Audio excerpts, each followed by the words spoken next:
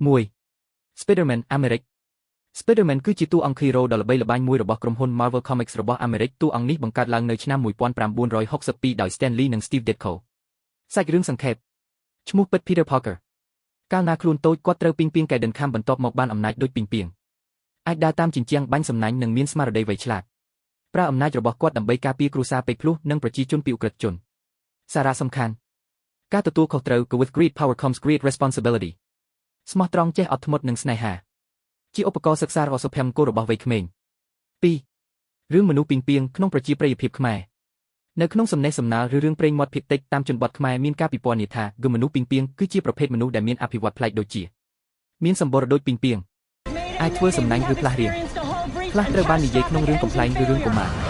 ប៉ុន្តែមនុស្សពីងខ្មែរមិនមែនជាតួអង្គជាផ្លូវការដូច Spider-Man ទេវាជាការប្រែសម្រួលឬការអានដកស្រង់ពីខាងចង់ឲ្យខ្ញុំបង្កើតរឿងខ្លីបែបខ្មែរដូចជាមនុស្សពីងខ្មែរឬទេ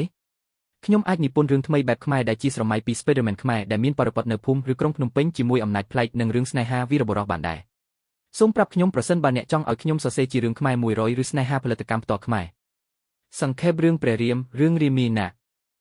រឿងនេះនិយាយអំពីព្រះរាមដែលជាកូនរបស់ព្រះបាទដាសារ៉ាត Dasharatha និងកូនស្រឡាញ់របស់ព្រះ